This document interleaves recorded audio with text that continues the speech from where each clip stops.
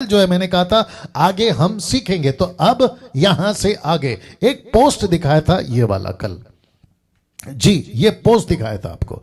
तो मैं समझता हूं कि इस पोस्ट से मैंने कल समाप्त किया था और अब यहीं से मैं आगे बढ़ूंगा। तो क्या क्या चीजें हैं आपके बीच में रखने फिर से जा रहा हूं। तो सबसे पहले लिखा है कि जब हारून ने अपनी लाठी को फिरौन और उसके कर्मचारियों के सामने डाल दिया तो लिखा है कि तब वह अजगर बन गई। कौन? लाठी जी, वो लाठी जो है ना वो अजगर बन गई। तो इसका मतलब है, अब इसको देख लीजिएगा, अजगर ही क्यों? अजगर ही क्यों? वाह, मैंने कल कहा था आपसे कि मैं इसके ऊपर कल बात करूंगा, यानी आज। तो मैं फिर कहता हूं कि आप सभी इस वक्त तैयार हैं जी। गजब की चीज, अद्भुत प्रकाशन आपके बीच में रखने जा रहा हूं। लेकिन सबसे पहले वचन पढ़ लेते हैं इसी आयत की 7 का 8। लिखा है, फिर यहोवा ने मूसा और हारून से इस प्रकार कहा। वचन 9 क्या कहा देखिएगा, जब फिरौन तुमसे कहे अपने प्रमाण का कोई चिन्ह दिखाओ या चमत्कार दिखाओ। ये देख लीजिए, इसका मतलब क्या है कि तुम सच्चे हो, परमेश्वर ने भेजा है, यहोवा ने भेजा है। अगर यहोवा सच्चा है या फिर उसने तुमको भेजा है, इसका कोई चमत्कार प्रमाण के रूप में दिखाओ। ये कौन कह रहा है? परमेश्वर कह रहा है। किसके लिए? फिरौन के लिए। तब हारून से कहना, परमेश्वर कह रहा है मूसा से कि हारून से कहना अपनी लाठी को लेकर फिरौन के सामने डाल देना कि वो अजगर बन जाए। रिपीट करता हूं कि वो अजगर बन जाए। वचन 10 लिखा है कि तब मूसा और हारून ने फिरौन के पास जाकर यहोवा की आज्ञा के अनुसार किया। क्या किया? और लिखा है कि जब हारून ने अपनी लाठी को फिरौन और उसके कर्मचारियों के सामने डाल दिया, बड़े ध्यान से देखना, लिखा है तब वह अजगर बन गई। ये देखिए नीचे ब्लैक में स्पॉट किया हूं। 500 लोग जुड़ चुके हैं, आप सभी का बहुत बहुत स्वागत जी।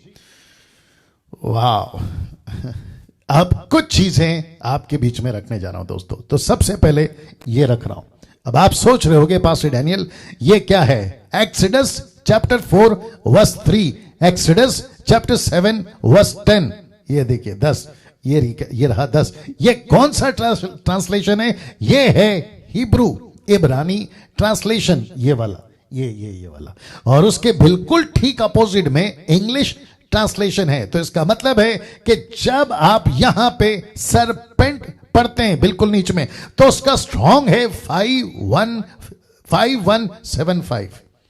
इसका मतलब है सरपेंट, सांप।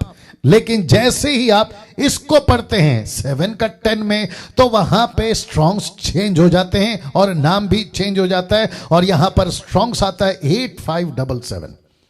ये क्या है? तो जब आप इसको यहां पढ़ते हैं तो सरपेंट है, लेकिन जब आप इसको ओपन करते हैं जो यहां लिखा है अकॉर्डिंग टू स्ट्रॉन्ग्स 8577, तो वहां पर आया है ड्रैगन। ये ड्रैगन क्यों? और जब आप इसको पढ़ते हैं तो यहां पे आपको पता चलेगा कि एक सरपेंट है जो ड्रैगन नहीं है। आप इसको कोबरा बोल सकते हैं, आप इसको कोई भी सांप बोलते हैं, लेकिन ये इंटरेस्टिंग पार्ट यहां पे ऐसा क्यों लिखा है कि ये ड्रैगन है? ऐसा क्यों? ड्रैगन क्यों? अब आप सभी जानते हैं कि ड्रैगन का वर्ड परमेश्वर ने कहां इस्तेमाल किया है? प्रकाशित वाक्य उसका 12 का 9 में इस्तेमाल किया है, ठीक है ना। नाउ अब आप कह रहे होंगे कि पास्टर डैनियल आप कहना क्या चाहते हैं? आपके बीच में रखने जा रहा हूं। जैसे ही परमेश्वर ने कहा, फोटो दिखा देता हूं, अजगर ही क्यों? जब मूसा को लकड़ी फेंक कहा था तो वो अजगर नहीं बना, बस ऐसा लिखा है कि सांप बना, एक सांप, दैट्स इट, सरपेंट, स्नेक। लेकिन जब हारून से कहा कि फिरौन के सामने लकड़ी फेंक, तब वो अजगर बन गया। तो ये दो अलग अलग इमेज क्यों जी? अब आपको समझना बहुत जरूरी है। जब मैं इंट्रोडक्शन सेशन चला रहा था, एपिसोड 1 एपिसोड 2 करके, जैसे मैं 8 तक, अगर मैं गलत नहीं हूं, एपिसोड 8 या 4 के आसपास में मैं जब बता रहा था, मैंने कहा था कि इजिप्ट, मिस्र, राजा फिरौन या उनका कल्चर एक ऐसा कल्चर, एक ऐसा देश और एक ऐसी जाति या कंट्री है जहां कम से कम 2000 देवता वर्शिप करते हुए वो शहर पाया जाता है। 2000 देवता। आप नहीं समझे अभी भी? इसका मतलब है ये किसी की भी पूजा कर सकते हैं, पत्थर की, लकड़ी की, पानी की, पहाड़ की, पेड़ की, सूरज की, चांद की, ये किसी की भी आराधना कर सकते हैं। अब आप सोच के देखिए इसका मतलब क्या है। इसका मतलब है कि ऐसा देश, एक ऐसा शहर, मैं फोटो दिखा देता हूं आपको, एक ऐसा देश, एक ऐसा शहर, एक ऐसी कस्बा, ट्राइब, लोग जो आप देख सकते हैं worshipped snakes. Egyptians worshipped snakes, ancient Egyptians worshipped snakes। इसका मतलब है कि पूर्व युग के जो इजिप्शियंस थे वो किसकी पूजा करते थे? स्नेक की। अब देख सकते हैं। अब आप पूछोगे ये कहां से मिला? मैं रिक्वेस्ट करता हूं गूगल पे जाइए, विकिपीडिया टाइप करिए, इजिप्शियंस worshipped ऐसा डाल दीजिएगा, स्नेक आपको पता चल जाएगा। तो इसका मतलब है हम सभी को यह समझना बहुत जरूरी है अजीजों कि क्यों परमेश्वर ने सबसे पहला चमत्कार, सबसे पहली चीज, फोटो दिखा देता हूं, अजगर ही क्यों? क्योंकि इनका भरोसा, आप ये देख सकते हैं, इनका भरोसा, और इनके माथे पे जो टोपी होती थी या इनके माथे पे जो भी ये पहनते थे उस पर भी आपको सांप का ही चिन्ह दिखेगा, सांप का ही चिन्ह दिखेगा। तो इसका मतलब है कि इनका जो बॉस है, मैं रखूंगा, इनका जो हेड है, इन जिसके ऊपर इनका सब कुछ चलता है, और आत्मिक बातें मैं कनेक्ट करूंगा, आत्मिक बातें जो कहता है कि सारे संसार को बरबाने वाला एक ही है और वो है लूसीफर। लूसीफर को पुराना सांप कहा गया है उसी किताब में, प्रकाशित वाक्य 12 कनों में उसको कहा गया वही पुराना सांप। और माफ करें, पौलुस कहता है 2 कुरिन्थियों 11 का अगर आप 3 पढ़ोगे तो लिखा ये वही पुराना सांप, कहीं जैसे इसने हवा को फंसाया वो कहीं तुमको ना फंसा दे। तो इसका मतलब है कि सांप, अजगर, ड्रैगन, और प्रकाशित वाक्य 13 का 1 आपको सभी को पता होगा, प्रकाशित वाक्य 13 का 1 में जो ड्रैगन पानी से निकल रहा है वो किसको बता रहा है? वो इसी को तो बता रहा है। तो इसका मतलब है सब कुछ अपोक्लिप्टिक एक चिन्ह या सिद्धांत या दृष्टांत के रूप में परमेश्वर शुरुआत से बताते आ रहा है कि परिस्थिति कैसे होगी। और मैं फिर कहता हूं कि जब 5 तारीख को, क्योंकि आज ये लास्ट है, फिर उसके बाद में 2-3 दिन का गैप है, जब मैं 5 तारीख को आऊंगा तो मैं आपको यह भी बताऊंगा कि कैसे नरक में चीजें हैं। एग्जैक्टली 10 विपत्ति यहां दिखा दी। मैं रिपीट करता हूं कि जैसे नरक में चीजें हैं ना, एग्जैक्टली वही चीजें परमेश्वर ने इसको दिखा दी। मैं आपको समाप्ति में बताऊंगा कि कैसे नरक का दृश्य इस फिरौन ने देख लिया और सब कुछ, सांप से लेकर आखिरी चीज तक सब कुछ बता दिया। मैं उसको कनेक्ट करता चला जाऊंगा। चलिए वापस आते हैं दोस्तों। फिर से कहना चाहता हूं कि आप सभी को बहुत बारीकी से, जितने मसीह मंथन वाले एडमिन्स आप लोग जितने सीख रहे हैं, बहुत बारीकी से समझिएगा, क्योंकि ऐसी ऐसी बातें, टीचिंग्स ये रिपीट नहीं होंगी, ये वंस फॉर एवर है, क्योंकि मैं वापस कभी इसको नहीं सिखा पाऊंगा, ऑलरेडी सिखा चुका हूं। अगर लीड होता है वो बात अलग है, लेकिन ऐसा सोच के चलिए कि ये फर्स्ट एंड फाइनल है, तो आपको बहुत बारीकी से सीखना होगा। तो वापस आते हैं कि अजगर बना। यहां पे लिखा है कि यहां का सांप और यहां का सांप अलग है।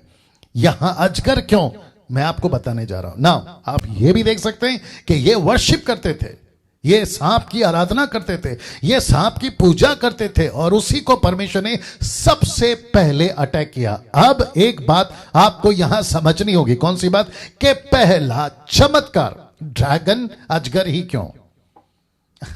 वापस आते हैं कि सबसे पहला चमत्कार ड्रैगन, अजगर ही क्यों, यही क्यों बनाया परमेश्वर ने, यही क्यों उसके सामने आ गया ड्रैगन। सारी बातों का जड़ यही तो है। कौन? शैतान।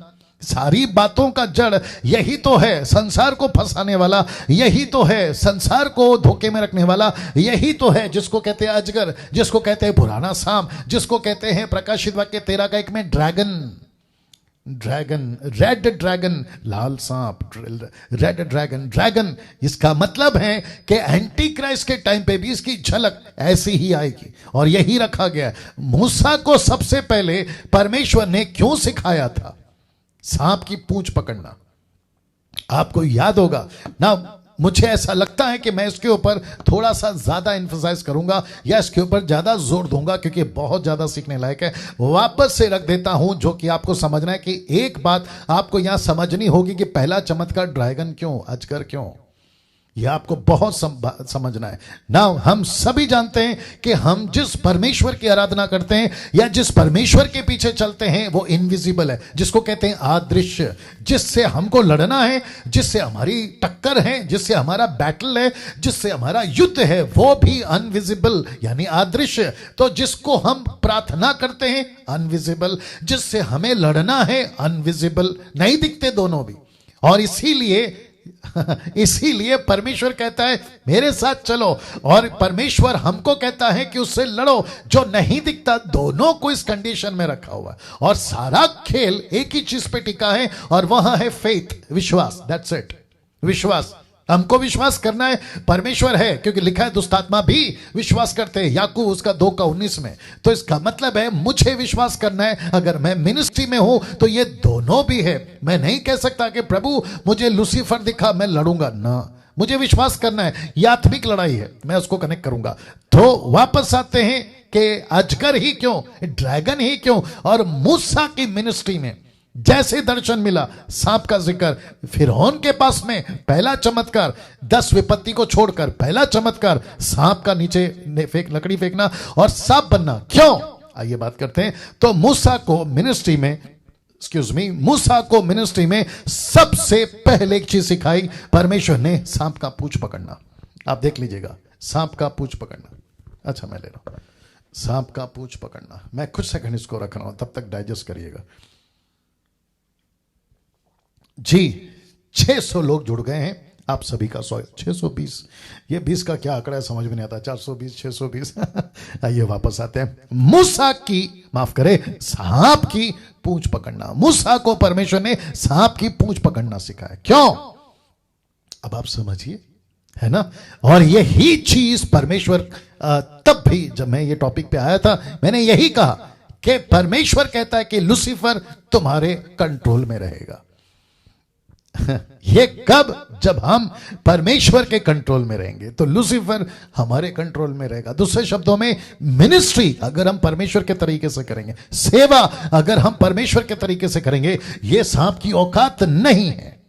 इसलिए तो बहुत सारे स्क्रिप्चर आज इसके ऊपर रखने पर हो। तो लिखा है यीशु ने अपने चेलों को क्या सिखाया था। ये बताते हैं कि यीशु ने अपने चेलों को क्या सिखाया था। मूसा को सिखाया था पूंछ पकड़ना, तो यीशु ने भी अपने चेलों को, इसका मतलब है कि यीशु के चेले तब के, यीशु के चेले अब के। अरे वाह, वापस आते हैं, यीशु के चेले तब के और यीशु के चेले अब के। इसका मतलब है मैं भी और आप भी, हम सबको क्या सिखाया था। ये बताता हूं, मरकुस की किताब 16:17, मार्क 16:17 लिखा है विश्वास करने वालों में ये चिन्ह होंगे कि वे मेरे नाम से दुष्ट आत्माओं को निकालेंगे। दुष्ट आत्मा, अब आप सोचिए, दुष्ट आत्मा का कनेक्शन किसके साथ है? लूसीफर का। लूसीफर का कनेक्शन किसके साथ है? दुष्ट आत्मा का। वो खुद कहां बैठा है? आकाश में, लेकिन उसने नीचे किसको छोड़कर रखा है? बिच्छुओं को। ये बिच्छुओं को मैं क्यों कह रहा हूं, मैं जब अगला वचन रखूंगा आपको पता चल जाएगा कि बिच्छू मैंने क्यों कहा, ठीक है ना। अब मैं बात करने जा रहा हूं कि यीशु ने भी अपने चेलों को चमत्कार का दान नहीं दिया। बीमारों पर हाथ रखकर ठीक करो, नहीं दिया। भाषाओं में बात करोगे, ग्लोसा नहीं दिया। और साथ ही साथ ना ही किसी प्रकार का कुछ और का। उसने सबसे पहले कहा कि विश्वास करने वालों में यह चिन्ह होगा कि वे दुष्ट आत्मा को निकालेंगे। बाप रे, और एक बता देता हूं, अच्छा लग रहा है, निकालो जल्दी से। मरकुस 16:16 जी। मैं चाहता हूं कि अगर कोई एडमिन अगर इस वचन को डाल दे, मरकुस 16:16 इंग्लिश और हिंदी में दोनों में, मार्क 16:16 जी, मरकुस 16:16। ये देखते क्या लिखा है। लिखा है जो विश्वास करे और बपतिस्मा ले उसी का उद्धार होगा, परंतु जो विश्वास ना करेगा वह दोषी ठहराया जाएगा। तो इसका मतलब है, शब्द पे ध्यान देना, इंग्लिश में लिखा है whosoever ji, and that believe and has and he's baptized shall be saved. And he शब्द है he, कुछ ट्रांसलेशन कहता है who so ever, who may be, कोई भी, और हिंदी शब्द कहता है जो। ये जो शब्द है ना जो, और ये जो शब्द है ना ही या may be, who may be, ये कौन है? ये 12 चेले हैं, हो सकता है। ये अपोस्तल हैं, हो सकता है। ये प्रॉफिट हैं, हो सकता है। ये बिशप और रेवरेंड हैं, हो सकता है। ये नेशनल इंटरनेशनल सेवक हैं, प्रचारक हैं, हो सकता है। लेकिन क्या पास्टर डैनियल ये एक दिन का विश्वासी भी हो सकता है? 1,00,000% यस, 1,00,000% यस। इसका मतलब है कि जो 40 साल का विश्वासी, bishop, apostle, prophet, evangelist, pastor, national, international, अलाना फलाना, डॉक्टर लिखते हैं आगे, पीएचडी, ये सब करने वाले लिखते हैं, क्या उसके टक्कर में, उसके कंपेयर में एक दिन का विश्वासी, दास दासी, लड़का लड़की, भाई बहन, क्या वो भी दुष्ट आत्मा निकाल सकते हैं? 1,00,000% यस, निकाल सकते हैं। इसका मतलब क्या है? यीशु कहता है जो भी विश्वास करेगा दुष्ट आत्मा निकाल सकता है। तो बाप रे, पंजाब और गुजरात, महाराष्ट्र और साउथ के लोग ध्यान से सुनो, क्योंकि आप लोगों को एक चीज की सीख आपको समझनी होगी, आपकी खुद की आइडेंटिटी आपको समझनी होगी, आप क्या चीज हो आपको समझनी होगी। जब कुछ होता है आप सीधा फोन लगाते हैं सेवकों को, जब कुछ होता है आप सीधा भागते हैं अपने पास्टर के पास, जब कुछ मुसीबत आती है शैतान की तरफ से आप सीधा कॉल लगाते कॉल सेंटर में या प्रेयर टावर में, या फिर आप किसी इंटरनेशनल प्रीचर को लेटर लिख रहे होते 1,000, 2,000, 10,000 का पैसा भेजकर। मत करिए, मत करिए, क्योंकि जितनी ताकत और जितना अधिकार दुष्ट आत्मा पर उनका है, उतना ही ताकत, उतनी ही अधिकार एक दिन के विश्वासी पर भी है, एक दिन के विश्वासी पर भी है। अब आप सोच के देखिए, परमेश्वर ने हम सबको ये कुवत, ये ताकत, ये एबिलिटी, ये अथॉरिटी दी हुई है। और साथ ही साथ कनेक्शन दे दूं, लिखा है जो विश्वास करे उनमें चिन्ह होगा। ये गिफ्ट नहीं है। बाप रे बाप रे बाप रे कैसा लग रहा है? टाइप करके बताते जाओ। रिपीट करता हूं कि दुष्ट आत्मा को निकालने का गिफ्ट नहीं है, बल्कि अथॉरिटी, अधिकार है। वाह! ऐसा लिखा है कि गिफ्ट किसी को मिलता है, किसी को नहीं मिलता। ऐसा लिखा है कि मिनिस्ट्री किसी को मिलती है, किसी को नहीं मिलती। परमेश्वर सबको नहीं देगा दान, सबको नहीं देगा वरदान, सबको नहीं मिलेगा मिनिस्ट्री। एक्सेप्टेड, लेकिन दुष्ट आत्मा, शैतान को टक्कर देने का अधिकार एक विश्वासी के पास है। अब बोलिए, क्या बोलते हो? तो मेरा प्रश्न है, जब यीशु ने आपको अधिकार दे दिया है तो फिर आप दूसरों के आगे भीख क्यों मांगते हो? मेरे लिए प्रार्थना कर दो, माझ्यासाठी प्रार्थना करा, ऐसी वाली बातें क्यों? आप खुद को क्यों नहीं समझते कि तुम क्या चीज हो? मैं यही तो समझाना चाह रहा हूं, और इसी के चलते बेड़ा गर्क हो रखा है और बहुत सारे लोग आपका फायदा उठाते हैं। मैं माफी चाहता हूं, खास करके महिलाओं को बोल रहा हूं, लेडीज को बोल रहा हूं, महिलाओं को बोल रहा हूं। आप लोग बहुत गड़बड़ करती हैं, बहुत गड़बड़ करते हैं। इनमें से कुछ समझदार हैं, मैं ऐसा नहीं कह रहा हूं कि सब की सब, इसमें कुछ समझदार हैं जो बात को समझ गए, लेकिन 90% महिलाएं गड़बड़ करती हैं। उनको कुछ भी तकलीफ होता है सीधा पास्टर के पास, उनको कुछ भी परेशानी हो सीधा प्रभु के दास के पास, सीधा फोन घुमाओ, कभी मुझको तो कभी उसको तो कभी किसको। पास्टर साहब प्रार्थना कर दो, मुसीबत है, मेरा पति का प्रॉब्लम, बच्चों का प्रॉब्लम, घर का प्रॉब्लम, कर्जा है, बीमारी है। मुझे नहीं समझ में आता कि मरियम की तरह क्यों नहीं सीखती। मार्था मरियम का कहानी याद होगा ना, मरियम की तरह क्यों नहीं सीखती? मार्था कहती थी प्रभु कंप्लेंट करना है, मरियम ने कोई कंप्लेंट नहीं किया। मरियम कहती थी जो होगा देखा जाएगा, किचन में खाना है नहीं है कोई दिक्कत नहीं, पैसा है नहीं है कोई दिक्कत नहीं, लेकिन मैं बैठूंगी प्रभु के पास में। ऐसी चीजें मरियम से क्यों नहीं सीखते? जी मैं बहनों तुमसे बात कर रहा हूं, मैं आपसे बात कर रहा हूं, मैं आपसे बात कर रहा हूं। सोचिए क्या अधिकार। अभी इसको तो ठीक है, ये वाला तो ठीक है। इसी यीशु ने लूका 10:19 में क्या कहा? देखो लिखा है कि देखो मैंने तुम्हें सांपों और बिच्छुओं को रोंदने का और शत्रु की सारी सामर्थ पर अधिकार दिया है, और किसी वस्तु से तुम्हें कुछ हानि ना होगी। ऐसा क्यों? ये यीशु कह रहा है अपने 70 चेलों को, एक तरफ कह रहा है 12 चेलों को, फिर कहता है मुझको और आपको, कहता है कि तुम्हें सांपों और बिच्छुओं, बिच्छुओं का मतलब है दुष्टात्मा है, सांपों का मतलब आप समझ जाइए सांप किसको बोला जाता है बाइबल के अंदर, इन सब पर आपका अधिकार है। अब आप सोचिए आप क्या चीज है आपके पास में। मैं रिक्वेस्ट करता हूं कि आप लोग का कमेंट में आप लोग बताते रहें आपको कैसा लग रहा है, क्योंकि मैं आपका फीडबैक देखना चाहता हूं, जानना चाहता हूं प्रभु की महिमा के लिए। और जो टाइप कर रहे हैं अमेजिंग, नाइस, है ना, ये सारी चीजों के लिए मैं आपका धन्यवाद देता हूं। वापस आते हैं, देखो मैंने तुम्हें सांपों और बिच्छुओं को रौंदने का और शत्रु की सारी सामर्थ पर अधिकार दिया है, और यीशु ये भी कहता है कि तुम्हें कोई हानि नहीं होगी। बाप रे, इसको कैसे कनेक्ट करूं, फिर भी कर देता हूं। कुछ मूर्ख और महामूर्ख, जिसको मैं एक और शब्द ऐड करता हूं, पागल, मैड, पागल टाइप के सेवक अपने मसीह समाज में क्या कहते हैं पता है? दुष्ट आत्मा जब किसी में से निकल जाती है और आसपास में अगर कोई क्रिश्चियन या विश्वासी भाई बहन अगर खड़ा है तो उसके ऊपर अटैक कर सकती है। इनकी मूर्खता देखिए आप, किस बेस पे, किस आधार पे आप ये बात कर जाते हो। कहते हैं कि सबको अलग कर दो और सबको कहो कि प्रार्थना में रहे, और एक ऐसी भाषा बुलवाते हैं जिसको मैं क्या बताऊं, गजब की चिढ़ है मुझे उस बात से। उसको कहते हैं जिब्रिश। ऐसी बात करते हैं और कहते हैं कि आपके ऊपर अटैक हो जाएगा। अब मुझे इस वचन को आपके बीच में रखना है कि कैसे अटैक होगा, और जबकि यह वचन कहता है आपको अधिकार है दुष्टात्मा पर, तो दुष्टात्मा तुमको ही अटैक करेगी, तो फिर हम मसीह किस काम के बताइए? यीशु का लहू इतना सस्ता हो गया है कि वो हमको अटैक कर जाएगा। पवित्र आत्मा का शरीर उसका मंदिर है, ये इतना सस्ता है कि वो आकर अटैक कर जाएगा। हम इतने कमजोर हैं, क्या सिखा रहे देखिए। और फिर कहते हैं अगर विश्वासी जो प्रभु का दास जो आसपास में खड़े रहते हैं वो कहते हैं अगर हमारा जीवन ठीक नहीं है ना तो ये दुष्ट आत्मा अटैक कर जाएगा। तो जो प्रार्थना करके निकल रहा है अगर उसकी डिटेल निकाले तो बहुत दूर तक जाएगी ना बात। इसलिए वापस कहता हूं कि किसी प्रकार का मूर्खता का स्टेटमेंट मत दिया करो, ऐसी वाली खास करके बातों को बताकर, ठीक है ना। दुष्ट आत्मा की औकात नहीं है कि वो किसी की हानि कर सके। अब बताइए आप, ऐसा यीशु क्यों कह रहा है? यीशु को नहीं पता ये सारी बातें? तुम तो यीशु से भी ज्यादा बड़े हो गए, यीशु को सिखाओगे उल्टा। एक और चीज बताता हूं, कहते हैं कि जो दुष्ट आत्मा निकालने जाता है ना सेवक, उसको निकालने से पहले बहुत फास्टिंग में बैठना पड़ेगा, उसको बहुत भाषा में बात करनी पड़ेगी, उसको बहुत अपने आप को है ना गंभीर रखना पड़ेगा, तब दुष्ट आत्मा निकलेगी। यीशु कहता है कि अधिकार दिया है, उसको कहो निकल जाए, दैट्स इट। आपका जीवन यीशु के साथ में कैसा है वो इंपॉर्टेंट है, आप यीशु के साथ में कैसे चलते वो इंपॉर्टेंट है।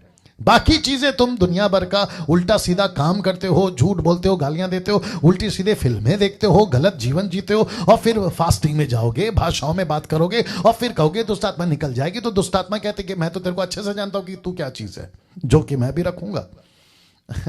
अब आप सोचिए दोस्तों, क्या गजब का गड़बड़ है। तो इसका मतलब है कि हमको किसी को भी दुष्ट आत्मा से हानि नहीं होगी। डंके की चोट पे दुष्ट आत्मा को निकालिए, मैं फिर कह रहा हूं। बाप रे, और एक चीज बता देता हूं, रास्ते में नारियल, जिसको कहते हैं ना चार रास्ते में जादू किया हुआ नारियल या भोपला या काली गुड़िया, ऐसा कुछ भी पड़ा हो उसको देखकर रास्ता चेंज नहीं करना। पता है क्यों? क्योंकि जो आपके अंदर है ना और वो जो बाहर है ना उससे लाख गुना तुम्हारे अंदर है वो बड़ा है। तो ये चीजों से क्यों डर रहे हो? जादू टोना से क्यों डर रहे हो? मैं आपको ये भी बता दूं, पीछे जाना पड़ेगा। मूसा और हारून जो यहां पे पहुंचे हैं ना साहब, ये लोग साधारण लोग नहीं है। ये जो आसपास खड़े हैं ना ये साधारण लोग नहीं है, एक से एक बढ़ के जादूगर है इनके पास, जो कि अभी बताऊंगा मैं आपको। एक से बढ़कर एक जादूगर, और क्या कहते हैं टॉप के जादूगर, टॉप के ब्लैक मैजिशियंस या मैजिक करने वाले, गजब के जादूगर। इनसे नहीं डरा मूसा। आप और हम क्यों डरे? मूसा का शरीर मंदिर नहीं था, आपका मेरा शरीर मंदिर है। मूसा के अंदर पवित्र आत्मा नहीं था, उसको बाहर से लीड करता था। आज तो हमारे अंदर है, हमारे अंदर रहता है। बताइए, ये नहीं डर रहा, आप डर रहे हो। और वो भी टॉप के म्यूजिशियंस के क्या कहते हैं ब्लैक मैजिक के सामने खड़ा है आदमी। अब बताइए। तो वापस आता हूं, उसी वचन को रख देता हूं कि आपकी हानि नहीं होगी। कहां गया? आपकी हानि नहीं होगी, बल्कि वचन ये कहता है 4 का 7 में कि शैतान का सामना करो, वो तुम्हारे पास से भाग निकलेगा। अब बताइए दोस्तों अब बताइए, जबकि हम भाग रहे हैं। भागना तो इसको है, और इसको अच्छे से पता है कि कौन सही है और कौन गलत है, इसको अच्छे से पता है। मुझे ऐसा क्यों लग रहा है कि मैं इसके ऊपर थोड़ा सा और बात करूं, इसको पहले बताकर। इफिसियों 6 का 12 क्या कहता है, देखिए, क्योंकि हमारा यह मल्ल युद्ध लहू और मांस से नहीं है। मतलब हमारा युद्ध है, इसका मतलब है कि हम जो क्या कहते हैं ग्राउंड में है ना, बैटल फील्ड में है ना, वो किसी के साथ में युद्ध में। तो जीसस क्राइस्ट, तो जिसके साथ हमारा युद्ध है वो कौन है वो भी बता देता हूं। लिखा है, परंतु प्रधानों, अधिकारियों से, संसार के अंधकार के हाकिमों से, उस दुष्टता की सारी आत्मिक सेनाओं से जो आकाश में है। इसका मतलब है कि हम पाकिस्तान और पाकिस्तान भारत, या फिर हम सीरिया या फिर फिलिस्तीन या जॉर्डन या इजराइल से नहीं लड़ रहे। हम किसी ताकतवर WWF वाले से नहीं लड़ रहे। हम किसी आतंकवादी या नक्सलाइट से नहीं लड़ रहे। हमारी लड़ाई और युद्ध डायरेक्ट शैतान से है, जिसको पौलुस कह रहा है, क्या तुमको नहीं पता कि तुम एक बैटल फील्ड में हो? क्या तुमको नहीं पता कि तुम एक सिपाही हो? क्या तुमको नहीं पता कि तुम एक सोल्जर हो? और तुम्हारा वेपन यहां का नहीं है, तुम्हारा वेपन आत्मिक है। अब बताइए हम क्या चीज है, बोलिए। क्या बात है दोस्तों। मूसा को भेजा था 6 लाख लोगों को बचाने, मुझको और आपको भेजा है 780 करोड़ को बचाने। अब आप सोचिए कि ताकत किसकी ज्यादा है, मूसा की या आपकी और मेरी? उसके बावजूद जबकि इतना कुछ मेरे और आपके पास में, हम डर क्यों रहे? हम डर क्यों रहे? वाह, मुझे नहीं पता कि आपके साथ क्या हो रहा है, लेकिन इस वक्त जब मैं आपसे शेयर कर रहा हूं, मुझे बड़ा मजा आ रहा है कि प्रभु क्या ताकत तूने दी है। देखिए ना, हमारा युद्ध किसके साथ है? मुंबई की भाषा में अगर मैं बोलूं, हमारा युद्ध है ना चंटर पंटर के साथ में नहीं है। हम ये छोटे मोटे लोगों के साथ में नहीं लड़ते, लहू और मांस से नहीं है हमारा लड़ाई। वो जो बीच में यूट्यूब के ऊपर बहुत भोंक रहा था मेरी लड़ाई उसके साथ में नहीं है, उसको जो यूज कर रहा है ना उसके साथ मेरी लड़ाई है। और यही तो कहता है परमेश्वर का दास पौलुस। तो वापस कहता हूं, हम सबको किसी प्रकार की हानि नहीं होगी, नहीं डरना। मैं फिर कहता हूं, रात को बुरे सपने आते हैं, आप डर जाते हो। आपको कुछ ऐसी बातें दिखती है, आप डर जाते हो। आपके घर पर कोई आकर प्रोफेसी कर देता है, उल्टा सीधा भविष्यवक्ता जो प्रभु की ओर से नहीं है, कहते हैं कि आपके घर में किसी ने जिंदा सुअर गाड़ के, जादू करके गाड़ दिया है। अब आपको प्रार्थना करनी होगी, 10,000 20,000 दे दो, ऐसों को जितनी जल्दी हो सके घर से निकाल देना। ऐसा, जीसस क्राइस्ट, ऐसा किसी प्रकार का कोई भी जादू या दुष्ट आत्मा का असर आप पर नहीं होगा। इसलिए तो लिखा है कि उसका सामना करो, वो भाग जाएगा। मुझे क्यों लग रहा है कि मैं और बात करूं इसके ऊपर? आपको बताता चलूं कि किसी से नहीं डरना, वो चाहे पास्टर हो। अगर आपको कुछ कहता है कि मुझे सपना आया या मैंने दर्शन देखा, मुझे प्रभु का आत्मा बता रहा है, सबसे पहली बात तो है ना, उसको वहीं पकड़ो कि तुझे प्रभु का आत्मा ने बताया, तो साबित करके बता। तुझे प्रभु का आत्मा ने इतना सस्ता बना दिया ना कि लॉर्ड स्पोक टू मी, प्रभु ने मुझसे कहा, प्रभु की आत्मा बता रही, उसको वहीं पकड़ो कि भाई जब प्रभु तेरे को बता सकता है, मुझे क्यों नहीं बता सकता? उसको वहीं पूछो, आपको बताया ना, उसको बोलो मुझे बताने के लिए। क्या आप कम हैं? आप, वो पास्टर ही परमेश्वर का बेटा है, आप नहीं है परमेश्वर का बेटा बेटी। आप पूछिए ना, प्रभु अगर आप उसको बता सकते तो मुझे भी बताओ। ये नाटकबाजी क्यों? मैं इसके ऊपर आऊंगा स्ट्रिक्टली। ये नाटकबाजी क्यों? मुझे प्रभु का आत्मा बता रहा है कि आपको परमेश्वर कहता है कि यूके का वीजा मिलेगा, ऑस्ट्रेलिया का वीजा मिलेगा, अमेरिका का वीजा मिलेगा। भाई तुझे क्यों बता रहा है, मुझे क्यों नहीं बता रहा है? मुझे क्यों नहीं बता रहा है? यही तो लिखा है, तुझे प्रार्थना करनी है दरवाजा बंद करके, तुझे प्रार्थना करनी है प्रभु से व्यक्तिगत में। ऐसा यीशु कहता है, प्रभु तुझे गुप्त में आशीष देगा। लिखा है कि नहीं मत्ती के पहाड़ी उपदेश में। फिर हम दूसरों के पास क्यों जा रहे हैं? मैं वही तो समझा रहा हूं, हम दूसरों के सामने अपना माथा क्यों रख रहे हैं? माजा साठी प्रार्थना करा, मेरे लिए प्रार्थना करो, प्रे ओवर मी, ये वाली बातें क्यों? आप खुद प्रभु के बेटा बेटी, आप मांगिए ना प्रभु से।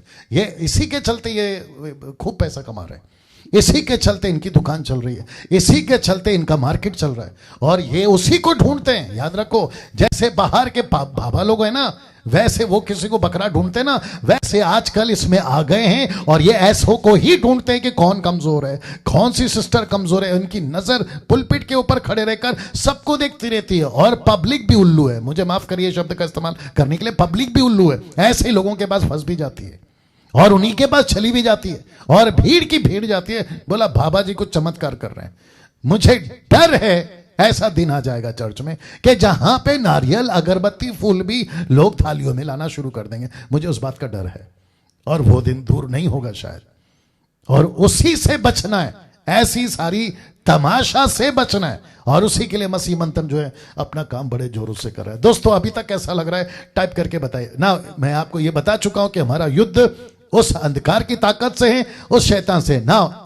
एक बात आपको समझनी होगी, वो क्या है मैं आपके बीच में रखने जा रहा हूं। सबसे पहले यह बता दूं कि नकल करने का काम कौन करता है? शैतान, और सिर्फ शैतान। कैसे आइए बताता हूं। ये मैंने क्यों लाया।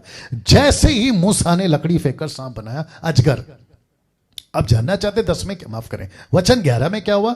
लिखा है कि तब फिरौन ने पंडितों और टोनहा करने वालों को बुलवाया।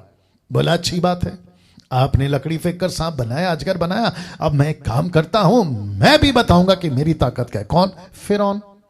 और जैसे ही उसने पंडितों को, टोना करने वालों को बुलाया, और मिस्र के जादूगरों ने आकर, याद रखो मिस्र के जादूगरों ने, इसका मतलब है कि वहां जादूगर थे। मैंने वही तो बताया आपको। जब मूसा उनसे नहीं डरा, आप और हम क्यों डर रहे हैं जबकि परमेश्वर आपके और मेरे अंदर है अजीजों। फिर वापस आता हूं कि जादूगरों ने अब आकर अपने अपने तंत्र मंत्र से वैसा ही किया। ये जो तंत्र मंत्र है ना, ये क्या है बताइए? ये कहां से आती है ताकत? Of course Lucifer. ये तंत्र मंत्र, मैजिक, ये कहां से आती है? इसके पीछे किसका हाथ है? लूसीफर, शैतान, अंधकार की ताकत। और सच है ना, जब परमेश्वर एक चमक, देखिए परमेश्वर को लकड़ी से सांप बनाने में कोई दिक्कत नहीं है, ऐसे बना सकता है, लेकिन इनको लकड़ी से सांप बनाने में जादू का सहारा लेना पड़ा। बाप रे, आ रही है ना बात समझ में? इनको जादू का सहारा लेना पड़ा, इनको तंत्र मंत्र करना पड़ा, इनको बहुत कुछ करना पड़ा। और मुझे नहीं पता कि यह तंत्र मंत्र करने में कितने टाइम चलेगा, कितना घंटा लग गया, मुझे नहीं पता, लेकिन अजगर अभी भी वहीं पर है। बोला ठीक है, और याद रखो ये परमेश्वर की तरफ से बनाया हुआ अजगर है, जो कि अपोक्लिप्टिक है, एक चिन्ह के रूप में, कि लूसीफर मूसा की पकड़ में है, लूसीफर मूसा के कब्जे में। और यही चीज परमेश्वर ने मूसा के द्वारा फिरौन को समझाया कि बेटा, जो तुम्हारा बॉस है ना, बाप लूसीफर, वो खुद मूसा के कब्जे में। और मूसा क्यों कर रहा है? क्योंकि वचन अध्याय 7 का 10 में, माफ करें 1 में बता चुका हूं कि मूसा वहां कौन सी जगह पे खड़ा है? परमेश्वर की जगह पे खड़ा है, परमेश्वर बनाकर भेजा था। यह आपको समझना होगा, पर्पस है मिनिस्ट्री, बता चुका हूं। तो तंत्र मंत्र किया, आइए देखते हैं क्या सांप बना, आइए देखते हैं। वचन 12, उन्होंने भी अपनी अपनी लाठी को डाल दिया और वे भी अजगर बन गए। ऐसा लिखा है कि जो ट्रांसलेशन सेम टी, इसका मतलब है सेम ट्रांसलेशन, ठीक है ना? तो वही ट्रांसलेशन वहां पर भी है, अजगर, ड्रैगन। बट ये जो लाइन है ना, ये गजब के नीचे वाली लिखा है, पर हारून की लाठी उनकी लाठियों को निगल गई। अब बताइए, हारून की लाठी उनकी लाठियों को निगल गई। मेरा प्रश्न है आप सभी से, आप खुद ही सोचिए कि इनका तंत्र मंत्र का लकड़ी का सांप और परमेश्वर का इशारा, ऐसा आज्ञा, एक लाठी से अजगर, उनको सबको निगल गए। अब मेरा प्रश्न यहां पर आपके बीच में, पहले यह भी पढ़वा देता हूं। परंतु फिरौन का मन हठीला हो गया, यहोवा के वचन के अनुसार उसने मूसा और हारून की बातों को नहीं माना, क्योंकि परमेश्वर ने उसको वैसा किया था। मेरा एक प्रश्न है आपसे, यहां पे हो क्या रहा है? तो वापस बोलेंगे नकल, नकल, जिसको कहते हैं इमिटेट, नकल। और मैंने कहा था 2-3 दिन से, मैं शायद बहुत जल्दी इसके ऊपर वीडियो बना दूंगा, नकलगिरी। ऐसी ही नकल आज भी है दोस्तों, ऐसी ही नकल आज भी है। और याद रखो, नकल वो चाहे चर्च में हो, नकल चाहे सेवक कर रहे हो किसी की, नकल चाहे अविश्वासी कर रहे हो, उसके पीछे, नकल की ताकत के पीछे एक ही व्यक्ति है, शैतान, और सिर्फ शैतान। That's it. परमेश्वर कभी नकल नहीं करवाता, परमेश्वर कभी कॉपी नहीं करता, परमेश्वर कभी कॉपी पेस्ट नहीं करवाता, ओरिजिनल रखता है, ओरिजिनल।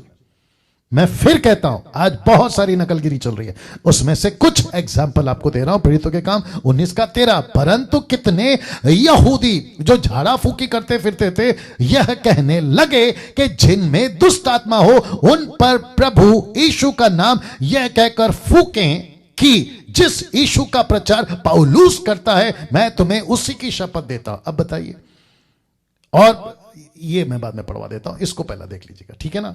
लिखा है उसी की शपथ देता हूं। ये क्या चल रहा है बताइए। ये यहूदी लड़के, ये यहूदी पुरुष, ये यहूदी आदमी औरत, ये किसकी नकल कर रहे हैं? पौलुस की। क्योंकि लिखा है कि जिस यीशु का प्रचार पौलुस करता है, हम उसी की शपथ देते हैं। अब आप बताइए। और फिर लिखा है कि और सिकवा नाम के एक यहूदी महायाजक के 7 पुत्र थे जो ऐसा ही करते थे, ऐसा ही करते थे। देखिए शब्द क्या लिखा है, यहूदी महायाजक। एक बहुत बड़े बिशप के बच्चे, एक बहुत बड़े रेवरेंड के बच्चे, एक बहुत बड़े पास्टर के बच्चे, इंटरनेशनल बच्चे, south Africa, America, Japanese, Asian country के बच्चे, लिखा है ऐसा ही करते हैं। इसको कहते हैं नकल, इसको कहते हैं कॉपी। अगर कोई प्रॉफिट ऐसा कर रहा है तो पंजाब में उसकी कॉपी शुरू हो जाएगी। अगर किसी ने कहा मैं अपोस्तल हूं तो गुजरात, पंजाब, साउथ में नकल शुरू हो जाएगी। अफ्रीका में कोई अगर ऐसा कर रहा है तो उसकी नकल शुरू हो जाएगी। वहां पे किसी ने पानी को लेकर दाखरस बनाया तो छत्तीसगढ़ में एक विचित्र प्राणी है, उसने भी पानी से लेकर दाखरस बना दिया। मैं सिर्फ उसका नाम नहीं ले रहा हूं, लेकिन फेसबुक पे खूब चिल्लाता है, अपने चर्च में भी खूब चिल्लाता है। आप समझ गए होंगे वो कौन है। बाप रे बाप रे बाप रे। इसको कहते हैं नकल। अगर 2000 का नोट अफ्रीका में डबल हो गया, वहां की करेंसी की बात कर रहा हूं, तो यहां पे भी 2000 का नोट डबल। कॉपी। आपके अकाउंट में पैसा आएगा, वहां चलता है तो यहां पे भी कॉपी। मैंने कितने वीडियो देखे फेसबुक पे और यूट्यूब पे, बताइए आप। इसको कहते हैं नकल। तो मैं फिर पूछूंगा, हमको नकल क्यों करना है? नकल क्यों करना है? एक और कड़ी जोड़ रहा हूं इसमें, 8 का 18, एक्ट्स 8:18। जब शिमोन ने देखा, एक जादूगर है ये आदमी, नॉट पतरस, एक और व्यक्ति जिसका नाम है शिमोन, साइमन, ये जादूगर था। लिखा है कि प्रेरितों के हाथ रखने से पवित्र आत्मा दिया जाता है। तो उनके पास रुपए लाकर कहा, यह अधिकार मुझे भी दो कि जिस किसी पर हाथ रखूं वह पवित्र आत्मा पाए। अब देखिए, तो ये क्या चाहता है? नकल। बाप रे। जी जी जी जी जी, नकल। 750 लोग देख रहे हैं, आप सभी को रिक्वेस्ट है आखिर तक बने रहेगा। वापस आते हैं नकल। पतरस हाथ रख रहा है, प्रार्थना करके लोगों को पवित्र आत्मा मिल रहा है। फिलिप हाथ रख रहा है, प्रार्थना करके पवित्र आत्मा मिल रहा है। या वहां के प्रेरित कर रहे हैं, उसमें याकूब भी आ गया, वो प्रार्थना कर रहे हैं, पवित्र आत्मा मिल रहा है। तो ये जो व्यक्ति है ना, जादूगर साइमन, ये कहता है रुपया लो और ऐसा करने का अधिकार मुझे भी दो। बाप का राज है, बाप का राज है।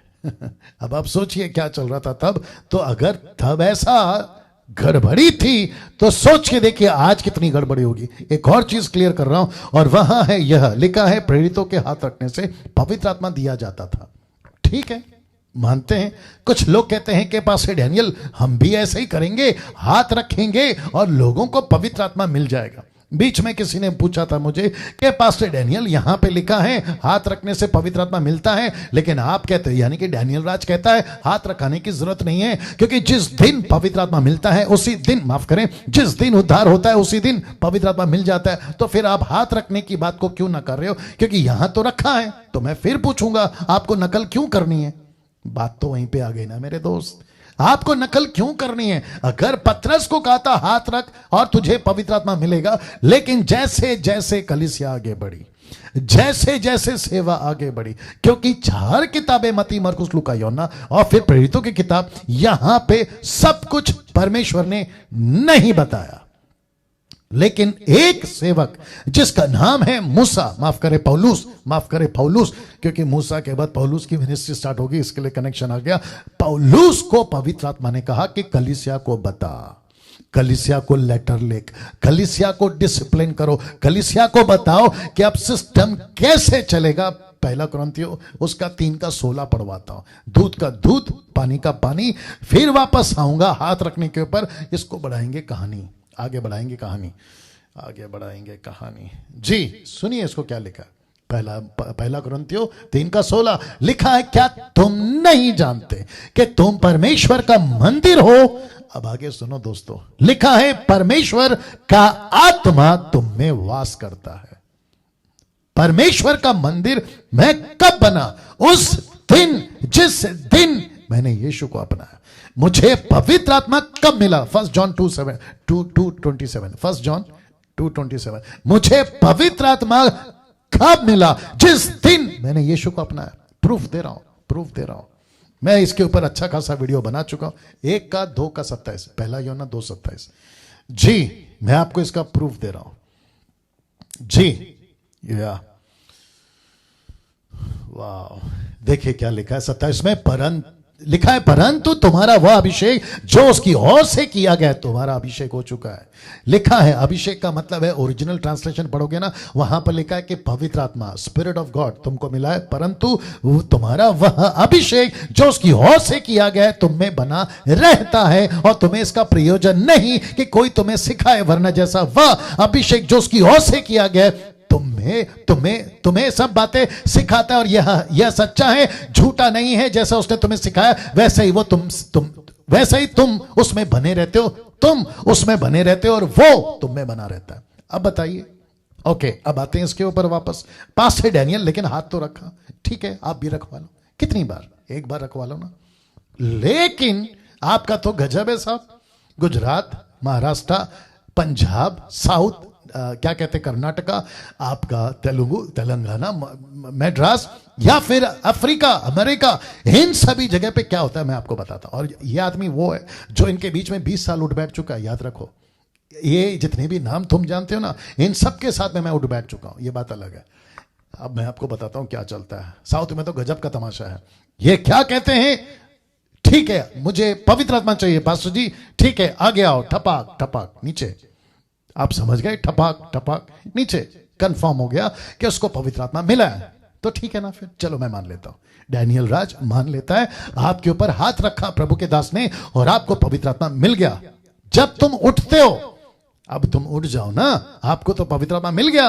फिर अगला स्टेप, आपको पवित्र आत्मा मिल गया ना, ठीक है मान लिया, हाथ रखा पास्टर ने पतरस की तरह, आपको पवित्र आत्मा मिल गया। अब उठो, नेक्स्ट स्टेप क्या है? जाओ सुसमाचार सुनाओ, चेला बनाओ, कलीसियाओं की स्थापना करो। लेकिन नहीं, ये नहीं करते। ये अगली मीटिंग में फिर जाते हैं, फिर पास्टर को कहते हैं प्रार्थना करो, फिर वो ठपाक, फिर ये ठपाक, फिर अगली मीटिंग में ठपाक, फिर उसमें ठपाक। ये चलता रहता है, ठपाक ठपाक ठपाक ठपाक। अब आप मुझे बताइए, ये इतना गिरता है तो इसका नाम क्या रखे? कितना गिरा हुआ है जी। अब बताइए आप। मैं फिर कहता हूं, थोड़ी देर के लिए मान लेता हूं, क्योंकि कॉन्सेप्ट तो चला गया, पवित्र आत्मा डायरेक्ट आता है, ये बात तो मैंने मान लिया, ठीक है ना जी। अगर बहस करोगे ना मुझसे कि पास्टर जी हाथ रखा पतरस ने मिला, मैं फिर पूछूंगा कि जितने भी कलीसिया में उस वक्त में, क्या सब जगह पे हाथ रखने का कॉन्सेप्ट? आप हार जाओगे, आप फेल हो जाओगे। मैं फिर पूछूंगा फिलिप ने क्या किया था? क्या उसके ऊपर हाथ रखा था? उसको पवित्र आत्मा नहीं मिला, बपतिस्मा लेते ही वो गायब हो गया फिलिप। तो उसको पवित्र आत्मा किसने दिया? वो छोड़िए, यीशु के पीछे जो महिलाएं चलती थी, वो सामरी औरत, क्या यीशु ने उसके ऊपर हाथ रखा था या किसी पतरस ने रखा था? उनको कैसे मिलता था? वो 500 लोग, पहला कुरिन्थियों 15 अध्याय के वो 500 लोग जिनको यीशु ने दर्शन दिया था जी उठने के बाद, वो 500 लोग कहां हैं? वो इम्माउस के रास्ते के 2 लोग कहां हैं? वो 70 चेलों का रिकॉर्ड कहां है? क्या बात करते हो यार, फिर फंस जाओगे तुम लोग। जिसको 18 पता है 17 मत सिखाया करो। 19 सिखाओ, बैठ के सीखूंगा। चलिए वापस आता हूं, फिर पूछूंगा। एक बार हाथ रख लिया, प्रार्थना कर ली, बात खत्म ना। दूसरा कॉन्सेप्ट देना, इसको देखो।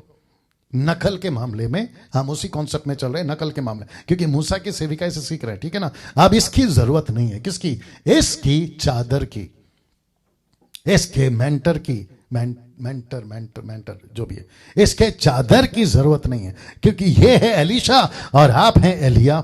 एलीशा ने कहा आप ऊपर जा रहे हो, जाते जाते जो आपका पावर है उसका डबल मुझे चाहिए, double portion of anointing, double portion of power, ऐसा मुझे चाहिए। ये आप लोग करते हो और फिर इसका वसीला देते हो कि देखो जैसे एलिया का मिला एलीशा को डबल, वैसे ही 3 दिन का पावर कॉन्फ्रेंस है, 15 दिन का पावर कॉन्फ्रेंस है, 7 दिन का पावर कॉन्फ्रेंस है। आप उसमें आइए और फास्टिंग के साथ आइए, और परमेश्वर का दास भी 40 दिन के फास्टिंग में जाएंगे। आपके ऊपर जैसे ही तेल डालेंगे प्रार्थना का, अभिषेक का, आप सबको क्या कहते हैं उसको, अभिषेक मिलेगा और पवित्र आत्मा मिलेगा। मैं उन्हीं को पूछूंगा और जिनको मिला उसको भी पूछूंगा कि भाई जब आपको पवित्र आत्मा मिल गया था उस दिन, आज से 2 साल 3 साल 4 साल पहले या फिर 1 महीना पहले आपको मिल गया था, तो तुमने किया क्या? उस पवित्र आत्मा का किया क्या?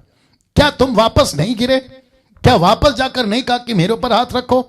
एक छोटे से गांव में आप कन्वेंशन में गए, वहां के पास्टर ने हाथ रखा, लेकिन जब आप शहर पहुंचे तो अफ्रीका से एक बड़ा पास्टर आया। आपको लगा कि वो पास्टर का पावर इतना नहीं है, इसलिए इसके पास जाते, इससे भी प्रार्थना कराते, तो तुमने तो पवित्र आत्मा का मजाक कर दिया। जब वहां प्रार्थना किए तो हाथ उठाकर गवाही दे कि मुझे मिला, फिर ये तमाशागिरी क्यों? शहर में आके के पास्टर जी ने प्रार्थना की, अफ्रीका के पास्टर थे ना, वो अमेरिका के थे ना, हाथ रखा तो मुझे मिला, फिर ये तमाशा क्यों? क्या कर रहे हो यार? जरा सोचो ना, कहां जा रही है मसीहत? और फिर इसी में इसको कहते हैं कि जो मछली पहले से फ्राई होकर पड़ी है प्लेट में, तुमने उठाकर फिर तेल में डाल दिया, तो मछली खुद पूछेगी मैं पहले से फ्राई होकर पड़ी थी, वापस तेल में क्यों डाला? इसको कहते हैं कि बपतिस्मा हो गया, उसको बपतिस्मा की टीचिंग फिर से दो, उसका उद्धार हो गया है, उद्धार की टीचिंग फिर से दो, उसको पवित्र आत्मा मिल गया, फिर से पवित्र आत्मा कैसे मिलेगा उसकी सिखाओ। एक और वीडियो किसी ने भेजा आज, कहते हैं पवित्र आत्मा पाने के 2 तरीके। अब उस मूर्ख को कौन बताए, महामूर्ख को कौन बताए कि पवित्र आत्मा पाने के 2, 3, 4, 5 तरीके नहीं होते, एक ही तरीका है, और वो तरीका है उद्धार पाओ, पवित्र आत्मा मिल गया। देखिए कितनी सिंपल चीज है। यीशु ने खुद का है, पहला यूहन्ना की किताब उसका 16 का 12, 13, 14 से अगर आप पढ़ोगे, कहता है कि मैं जा रहा हूं और उसको भेजूंगा, किसको? पवित्र आत्मा को, वो तुम्हारे साथ रहेगा। ये क्या है? रोमियो 8 का 9, निकालना जल्दी से, रोमियो 8 का 9। एक सेकंड दीजिए दोस्तों, मैं थोड़ा चिढ़ गया हूं और हमेशा चिढ़ रहा हूं क्योंकि हरकतें इनकी ऐसी हैं जी। और हमने तो ठेका लिया है मसीह मंथन के द्वारा, सुधार तो करेंगे, कचरा तो साफ करेंगे दोस्तों, कचरा तो साफ करेंगे। लिखा है परंतु जबकि परमेश्वर का आत्मा तुम में वो बसता है। मुझे बताइए अब, लिखा है परमेश्वर का आत्मा, रोमियो 8 का 9 कोई डाल दीजिए मसीह मंथन वालों, लिखा है परमेश्वर का आत्मा तुम में बसता है। तो लिखा है ना बसता है, ये कब बसा? उस दिन जिस दिन तुमने उद्धार पाया, दैट्स इट। नहीं तो फिर यीशु क्यों कहता कि जिसका उद्धार हो गया है उसमें यह चिन्ह होगा कि दुष्ट आत्मा को, बिना यीशु के, माफ करें, बिना पवित्र आत्मा के तुम सामर्थ का काम करोगे, बिना पवित्र आत्मा के तुमको अधिकार मिल जाएगा, बिना पवित्र आत्मा के तुम चमत्कार करने लगो, यह कैसे पॉसिबल है बताइए? यीशु ने कहा उद्धार पाओ, अगला कदम है पवित्र आत्मा तुमको लेकर काम करना शुरू करेगा। आपको प्रूफ दूं, देता हूं, अभी तो चिढ़ा हूं ना इसलिए देता हूं। मरकुस की किताब उसका 16 का 19 निकालो, मरकुस 16, 19, और एडमिन्स उसको डाल दीजिएगा प्लीज।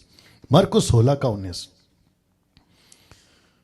सीधी बात, नो बकवास। क्या बात है Anil right pastor ji, good good Anil, God bless you. Okay, लिखा है प्रभु ने आज्ञा दिया, लिखा है बैठो, लिखा है प्रभु ने आज्ञा दिया, वचन 17-18 में, और वचन 19 कहता है कि प्रभु यीशु उनसे बातें करने के बाद स्वर्ग पर उठा लिया गया और परमेश्वर की दाहिनी ओर बैठ गया। वचन 20 देखो क्या कहता है, लिखा है उन्होंने निकलकर हर जगह प्रचार किया, प्रभु उनके साथ काम करता रहा और उन चिन्हों के द्वारा जो साथ साथ होते थे वचन को दृढ़ करते थे। तो चिन्ह कैसे हुआ? ये चमत्कार कैसे हुआ? आ रही है ना बात समझ में? पत्रस पवित्र आत्मा से भरा, दूसरे अध्याय में प्रेरितों के, लेकिन यह सब कुछ घटना है जो यीशु के बारे में लिखा गया कि चेलों के साथ में ऐसा हुआ। लेकिन यहां पे डेट का कैलकुलेशन नहीं करना, डेट का कैलकुलेशन नहीं करना, यह आपको समझना होगा। वाह दोस्तों, कैसा लग रहा है? मैं फिर कहता हूं इसकी जरूरत नहीं है। मुझे किसी प्रकार की वीडियो पे जब मैं देखता हूं ना कि एलीशा को डबल मिला एलिया का, प्रेज गॉड, मुझे एलीशा से और एलिया से कोई दिक्कत नहीं है, मैं उतना ही सम्मान करता हूं जितना मूसा का और जितना बाकी सेवकों का, प्रेज गॉड। इन सब की मिनिस्ट्री के लिए इनको सलूट है। जब स्वर्ग में जाएंगे, प्रेज गॉड, बहुत खुशी के साथ मिलूंगा। लेकिन इनकी कॉपी क्यों करते हो तुम लोग? इसकी कॉपी क्यों करते हो? इसकी नकल क्यों करते हो? इसको परमेश्वर ने दिया, इसको परमेश्वर ने चुना, ये परमेश्वर ने इसके तक ही रखा है। लेकिन ये कहां लिखा है कि तुम भी ऐसा ही करो? ये कहां लिखा है बताइए? यही तो चीज है ना, हम नई सृष्टि है। 2 कुरिन्थियों 5 का 17 नहीं चाहिए, लिखा हम नई सृष्टि है, पुरानी बातें बीत गई, देखो सब कुछ नया हो गया। तो फिर हम ऐसे वाले कॉन्सेप्ट पे क्यों चले? कुछ लोग बनाते हैं वीडियो, एलिया का, एलीशा माफ करें, एलिया का डबल हमको चाहिए, तो वो सेवक का, इसको कहते हैं इंपार्टेशन। गजब के लोग हैं यार तुम लोग। इम्पार्टेशन, मैं चाहता हूं कि ये वीडियो ऐसे लोगों को व्हाट्सएप पे जरूर भेजिए जो इम्पार्टेशन की दुकान खोल के बैठे हैं। इम्पार्टेशन का कोई दुकान नहीं है, इम्पार्टेशन का कोई सिस्टम नहीं है बाइबल में। मैं ओपन चैलेंज देता हूं कि मुझे कोई निकाल के बताए कि इम्पार्टेशन का स्क्रिप्चर बाइबल में, खास करके न्यू टेस्टमेंट में और वाचा की कलीसिया में इम्पार्टेशन का वर्ड निकाल के बताए। कहां से लेकर आए इम्पार्टेशन? किसी के हाथ रखने से पवित्र आत्मा नहीं मिलता। आज की बात कर रहा हूं, आज की बात कर रहा हूं, कलीसिया की बात कर रहा हूं। आपको डायरेक्ट प्रभु से मिलेगा। यह तमाशा बंद करिए।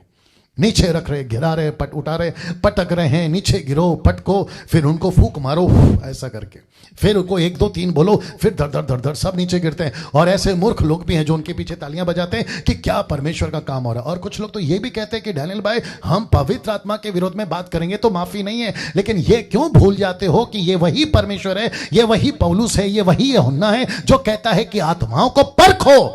ये किसने कहा? फिर ये नहीं है बाइबल में। परखो ना कि कौन सी आत्मा काम कर रही है। तुम तो दुष्ट आत्मा को भी पवित्र आत्मा बना रहे हो और पवित्र आत्मा को तुम दुष्ट आत्मा बना रहे हो। यह परख तुमको कौन देगा? अगर ऐसा परखने की बात नहीं होती तो 9 वरदान में द गिफ्ट ऑफ डिसर्निंग नहीं होता, परखने का आत्मा नहीं होता। क्या बात करते हो यार?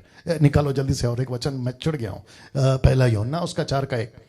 इनकी दुकानें बंद करनी ही होगी, नहीं तो बड़ा तमाशा करके रखेंगे लोग जी। पहला यूहन्ना 4 का 1। फर्स्ट जॉन चैप्टर 4 वर्स 1 लिखा है, हे प्रियो हर एक आत्मा की प्रतीति ना करो। लिखा है ना, हमको कहां है साफ साफ? पौलुस भी कहता है पहला तीमुथियुस उसका 4 का 1 में नहीं चाहिए। लिखा है कि अंत के दिनों में पवित्र आत्मा ने स्पष्ट कहा है पौलुस को कि अंत के दिनों में दुष्ट आत्माओं की शिक्षा कलीसिया में आएगी। तो परखो ना कौन सा दान काम कर रहा है, ओरिजिनल ग्लोसा या डुप्लीकेट जिब्रिश काम कर रहा है चर्च में। परखो। किसी ने कहा कि क्या कहते हैं, कोई मेरा दोस्त है, उसने कहा कि एक पास्टर की पत्नी कहती है कि डैनियल राज जो है वो पवित्र आत्मा का अपमान कर रहा है। बोला कैसे? बोलते हैं कि हम कौन होते हैं पवित्र आत्मा के दान को डिसर्न करने के लिए। तो फिर बाइबल पढ़ती है, मजाक करती है। वो हद होती है यार।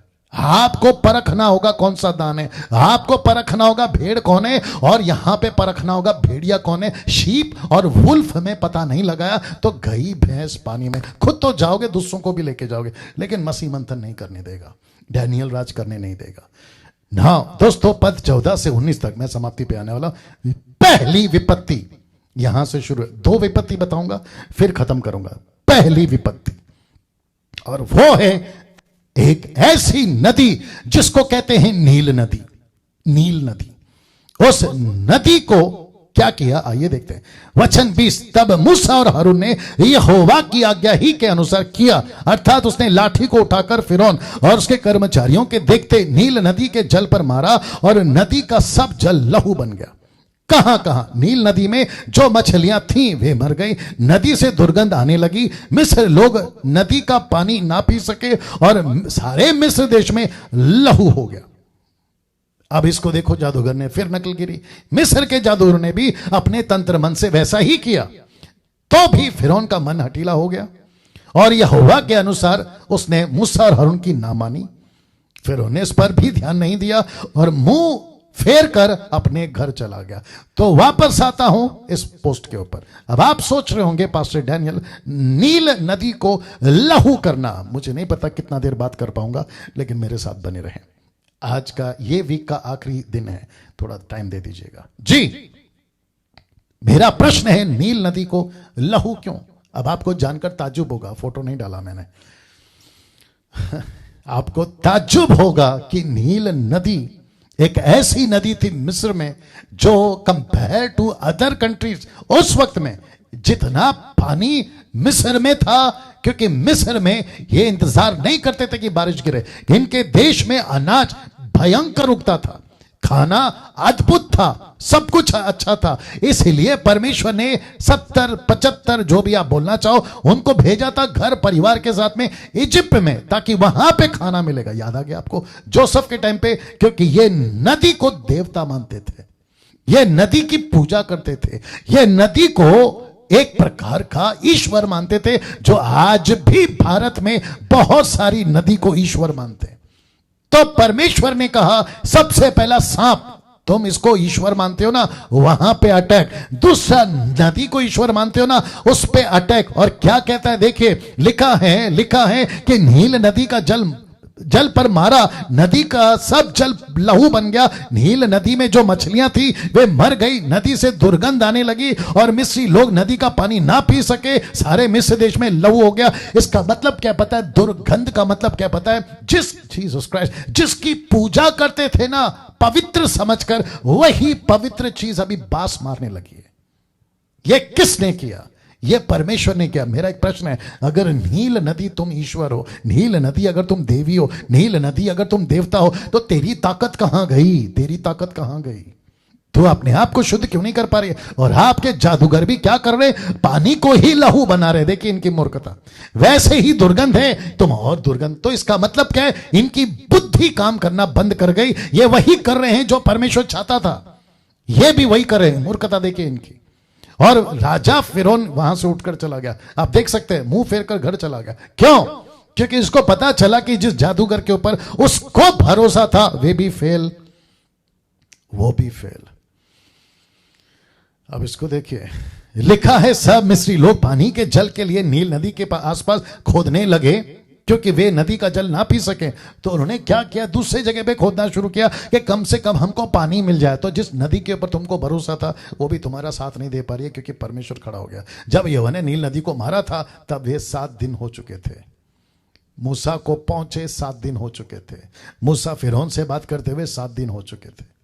इसका मतलब क्या है? डायरेक्ट अटैक किसके ऊपर? एक ऐसी नदी जिसके ऊपर उनका पूरा एक फेस्टिवल उनका चलता होगा, जिस मूर्तियों को बनाते थे उसमें डुबाना होता होगा। हर चीज जो नदी का पानी को पवित्र समझकर बीमारों को पिलाते होंगे, या पवित्र समझकर पेड़ के ऊपर चढ़ाते होंगे, या उनकी मूर्तियों पे चढ़ाते होंगे, सब लहू। और ऐसा लिखा है कि गंदगी बदबू मारने लगी। अब बताइए आप, तो परमेश्वर यहां पे क्या कर रहा है पता है? मैं आपको बताता हूं।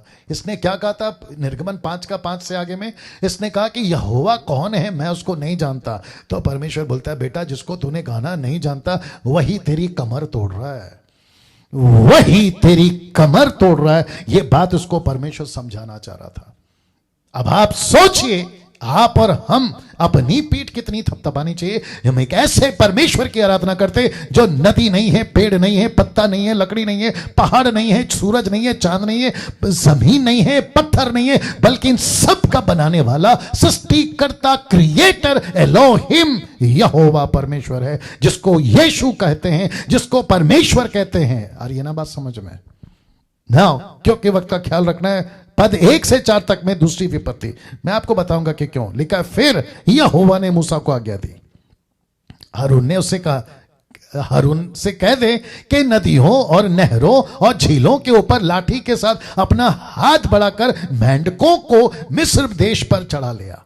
मेंढक क्यों रखता हूं लिखा है, तब हारून ने मिस्र के जलशायों के ऊपर अपना हाथ बढ़ाया और मेंढकों ने मिस्र देश पर चढ़कर उसे छा लिया। मतलब पूरा कब्जा। फोटो दिखाऊंगा। और जादूगर भी अपने तंत्र मंत्र से उसी प्रकार देश पर मेंढक चढ़ा लिया। अब इनकी मूर्खता देखिए। परमेश्वर भी यही चाहता था कि सांप बने, सांप बना दिया। परमेश्वर चाहता था लहू बने, लहू बना दिया। परमेश्वर चाहता था मेंढक बने, मेंढक बना दिया। आप देख रहे हैं इनकी मूर्खता। इसलिए कहते हैं कि नकल के साथ में अकल भी जरूरी है। अगर अकल है ना तो नकल भी ठीक से होगी। नकल करते हैं, अकल नहीं यूज करते हैं। देखो ये इनका मामला अलग है। वचन 8, तब फिरौन ने मूसा हारून को बुलाकर कहा, यहोवा से विनती करो कि वह मेंढकों को मुझसे और मेरी प्रजा से दूर करे और मैं इजरायली लोगों को जाने दूंगा। अब देखो इसकी होश ठिकाने आ रही है, जिससे वे यहोवा के लिए बलिदान करे। वचन 9, तब मूसा ने फिरौन से कहा, इतनी बात के लिए तू मुझे आदेश दे। किस बात के लिए? इस बात के लिए कि मेंढक निकल जाएं तेरे देश से, बिछोने से, किचन से, बेडरूम से, तेरे सब जगह से। आदेश दे कि कब मैं तेरे और तेरे कर्मचारी प्रजा के निमित्त कब विनती करूं कि यहोवा तेरे पास से और तेरे घरों में से मेंढकों को दूर करे और वे केवल नील नदी में ही पाए जाएं। मैं कब प्रार्थना करूं? फिरौन बता। आप जानना चाहते फिरौन ने क्या कहा? वाह! आप जानना चाहते फिरौन ने कब कहा कि मेंढक निकल जाए? उसने कहा कल। आप नहीं समझे शायद अभी भी इसको पहले पढ़ लो, हजम करो, फिर बताता हूं क्या चक्कर है। इसने कहा कल, मतलब टुमारो, नॉट टुडे, टुमारो। आप मुसीबत में हैं, चारों तरफ तकलीफ है, आपको मेंढक परेशान कर रहे हैं। आप सोच के देखें, मेंढक क्या गंदगी और ऊपर से आवाजें मैं नहीं सुना सकता आपको, चारों तरफ से दिन रात, इसका कितना सर दर्द होगा। कोई ऐसा कमरा नहीं बचा जहां मेंढक नहीं थे, ऐसा कोई शहर, ऐसा कोई नदी, कुआं, नाला नहीं बचा जहां मेंढक नहीं थे। मैं फोटो दिखाऊंगा आपको, ठीक है ना। यह कहता है आज नहीं कल। इसका मतलब क्या है, मैं कनेक्शन दे रहा हूं, पहले यह पढ़ लीजिए। उसने कहा कल, उसने कहा तेरे वचन के अनुसार होगा। किसने कहा? मूसा ने कहा, जिससे तुझे यह ज्ञात हो जाए कि हमारे परमेश्वर यहोवा के तुल्य कोई दूसरा नहीं है। ये तो बात सच्ची है। मेंढक तेरे पास से और तेरे घरों में से, तेरे कर्मचारियों प्रजा के पास से दूर होकर केवल नदी में ही रहेंगे। वचन 12, तब मूसा हारून फिरौन के पास से निकल गए, और मूसा ने उन मेंढकों के विषय में यहोवा की दुहाई दी जो उसने फिरौन पर भेजी थे, और यहोवा ने मूसा के कहने के अनुसार किया, और मेंढक घरों, आंगनों, खेतों में मर गए, और लोगों ने इकट्ठे करके उनके ढेर लगाए। किसके? मेंढक के। और सारा देश दुर्गंध से भर गया। परंतु जब फिरौन ने देखा कि अब आराम मिला है, तब यहोवा के कहने के अनुसार उसने फिर अपने मन को कठोर कर लिया और उनकी ना सुनी। पहला ये देख लो मेंढक, माय गॉड, मेंढक देख लीजिए। इसका अंदाजा आप यहां लगा सकते हैं कि किस कदर तक मेंढक। अब ये मेंढक क्यों? पहला अटैक किसके ऊपर? नील नदी के ऊपर। क्यों? क्योंकि नदी इनके लिए देवता था, नदी इनके लिए फेस्टिवल का कारण था, पूजा का कारण था। यह किसी प्रकार का देवी देवता को दर्जा दिए थे। लेकिन मेंढक के साथ में भी कुछ ऐसा ही है। आप देख सकते हैं, in ancient Egypt the frog appears as a symbol of fertilities, मतलब उपजाऊ, इनको अनाज देती थी। ये मेंढक की पूजा करते थे, ये मेंढक की पूजा करते थे। तो परमेश्वर ने कहा कि जिस जिसको, मैंने क्या कहा था अभी शुरुआत में, कम से कम 2000 देवी देवता ये बना के घूमते थे। ये 2000 देवी देवता बना के घूमते थे, तो उसमें से था मेंढक। तो परमेश्वर ने कहा कि तुम्हारा पानी पहले खत्म किया मैंने, उसके ऊपर अटैक किया, वो तो तुम्हारा फेल हो गया। अब ये रहा मेंढक, ये रहा मेंढक। दोस्तों कैसा लग रहा है? इसलिए लिखा है ना कि परमेश्वर के तुल्य कोई नहीं होगा। तुझे पता चले कि परमेश्वर के जैसा कोई नहीं। जिसको ये पूछते थे ना, ऐसा लिखा है कि उनका ढेर लगा दिए, और ऐसा लिखा है कि उसके अंदर से दुर्गंध आती थी, बदबू आती थी। मेरा प्रश्न है दोस्तों, ये फोटो देख लीजिए आप, ये क्या है? मैं फिर कहूंगा, मैं कब कहूंगा पता है? मैं कहूंगा 5 जनवरी को। ये टोटल दृश्य नरक का दिखा रहा है परमेश्वर, नरक का दिखा रहा है। यहां कीड़े हैं, यहां मेंढक हैं। इस 10 विपत्ति में आपको आग दिखेगा, इस 10 विपत्ति में आपको अंधेरा दिखेगा, इस 10 विपत्ति में आपको शरीर पर फोड़े दिखेंगे, जो कि नरक के अंदर हूबहू एग्जैक्टली ऐसे। और नरक में पानी नहीं है, तो वहां पर पानी नहीं है, लहू बना दिया। नरक में कीड़ा है, बदबू है, आग है, अंधेरा है, दर्द है, पीड़ा है, सब कुछ है। वो सबका दृश्य यहां परमेश्वर दिखा रहा है। कनेक्शन में रखूंगा कभी 5 तारीख को। क्यों? क्योंकि कल 31 है, फिर 1 तारीख मैं ब्रेक दे रहा हूं, क्योंकि सबके फैमिली, अपने अपने परिवार, कुछ फंक्शन होता है, उसके चलते मैं दे रहा हूं। फिर उसके बाद क्या आ रहा है? 1 तारीख के बाद क्या आ रहा है? 2 तारीख फिर वचन पे चर्चा, राइट? 2 तारीख वचन पे चर्चा, ये देख लीजिएगा, वचन पे चर्चा, जो कि टॉपिक बहुत इंटरेस्टिंग है। क्या शैतान अन्य भाषा को नहीं समझता या कंफ्यूज हो जाता है? कुछ मूर्ख लोग सिखा रहे हैं कि अन्य भाषा में बात करो, शैतान कंफ्यूज हो जाएगा। अरे वाह, कहां से निकाल के लाए कॉन्सेप्ट? बाइबल में तो नहीं है। हम वो सब सुनेंगे जो बाइबल के अंदर है। जो चीज बाइबल के अंदर नहीं है, हम उसको नहीं सुनेंगे, हम उसको एक्सेप्ट नहीं करेंगे और ना ही करने देंगे, ठीक है ना। तो आपको यह भी बताता चलो दोस्तों कि कल ठीक 11 बजे according to Indian standard time, कल ठीक 11 बजे से 1 बजे तक, रात के 1 बजे तक, इसलिए लिखा है कि 11 PM to 1 AM IST Indian standard time के हिसाब से हम 2 घंटे की नाइट प्रेयर चलाएंगे। यहीं से मैं लाइव आऊंगा, मसीह मंथन के पेज से मैं लाइव आऊंगा। वर्शिप होगी, वचन होगी, प्रार्थना होगी, सब कुछ होगा। ये होगा कल। तो कल 8 बजे आप लाइव नहीं आओगे, 8 बजे नहीं आओगे, आप 11 बजे आओगे। आपका सबका जिसका जिसका चर्च का प्रोग्राम है, मैं उसकी बात नहीं कर रहा हूं। जिनके पास जो मसीह मंथन के मेंबर है, साथ ही साथ मेरी मिनिस्ट्री और साथ ही साथ मसीह मंथन के जो लोग हैं और जो बाहर के हैं, आपने ग्रुप ज्वाइन नहीं किया उसके बावजूद भी आपका वेलकम है। कल 2021 आने से पहले 2 घंटे की प्रार्थना, 1 घंटा पहले 1 घंटा बाद प्रार्थना के साथ हम जो है नए साल का स्वागत करना चाहेंगे, जिसके लिए मैं आपको इनवाइट करता हूं कि कल आइएगा। और इसको नहीं भूलना जो उसके बाद होगा, यानी 2 तारीख को इसके ऊपर। चलिए दोस्तों, इस पोस्ट के साथ मैं यहां से विदा लेना चाहूंगा। अपना ख्याल रखें और ये वीडियोस को खूब शेयर करें, दूसरों तक पहुंचाएं और प्रभु की महिमा होने पाए। जय मसीह। अपना ख्याल रखें।